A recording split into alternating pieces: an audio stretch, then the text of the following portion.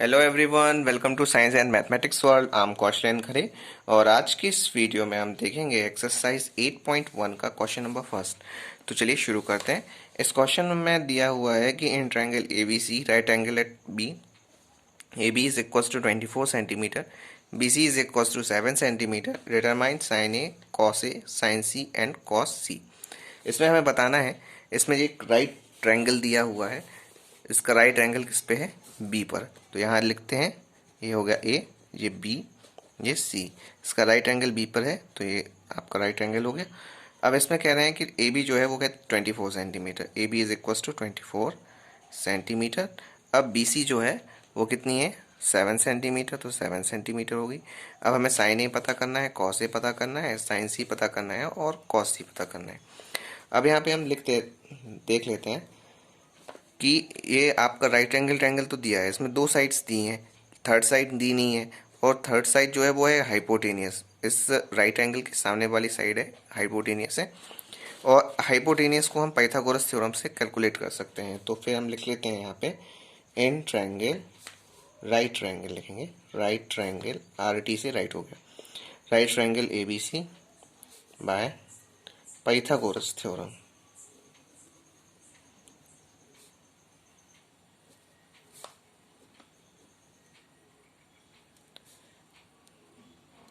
Pythagoras theorem के हिसाब से क्या होता है, इसके सामने वाली जो हाइपोटेनियस होती है उसका स्क्वायर जो होता है वो अदर टू साइड्स के स्क्वायर के सम का इक्वल होता है। तो ये हो जाएगा A B square plus B C square. अब यहाँ पे ए बी है वो है कितना? 24 सेंटीमीटर, तो 24 का स्क्वायर हो जाएगा। और बी सी जो है वो है 7, तो 7 का स्क्वायर हो जाएगा। अब 24 का स्क्वायर जो होता है वो होता है 576 और 7 का स्क्वायर होता है 49।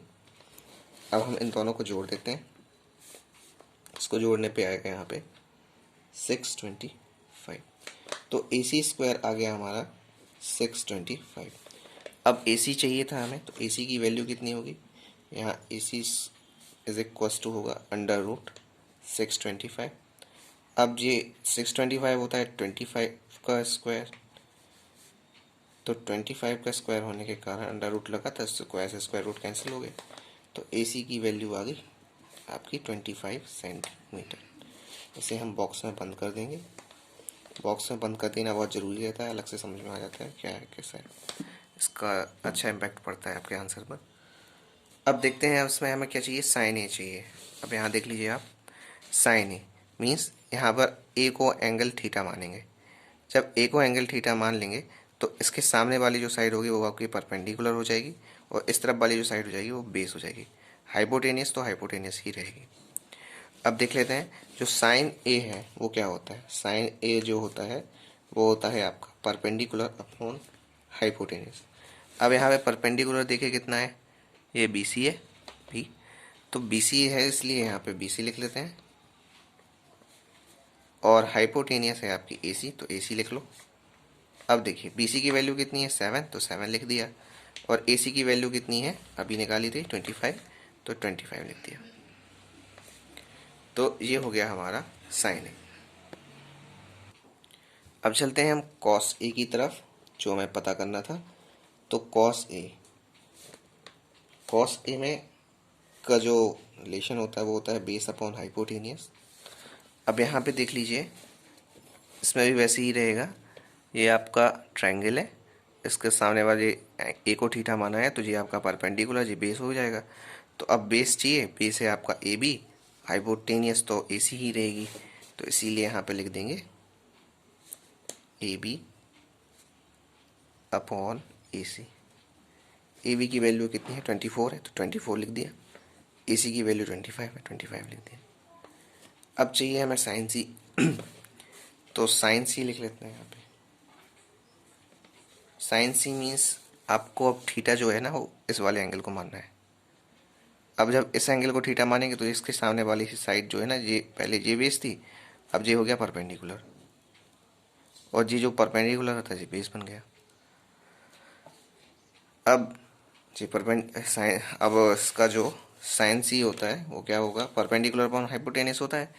तो यहाँ पे परपेंडिकुलर बन गया आपका जी ए बी, तो ये हो जाएगा यहाँ पे। अब जी नहीं लिखेंगे हम, यहाँ पे केवल ये लिख देंगे ए बी अपॉन हाइपोटेनियस का ए सी। तो ये हो जाता है आपका 24/25। और अब हमें चाहिए क्या, कॉस सी। कॉस सी लिख लेते हैं। कॉस सी की वैल्यू क्या है, बेस अपॉन हाइपोटेनियस। तो बेस यहाँ पे कितना है, देखिए ये बेस है आपका बी सी और हाइपोटेनियस ए सी, तो बी सी अपॉन ए सी हो जाएगा।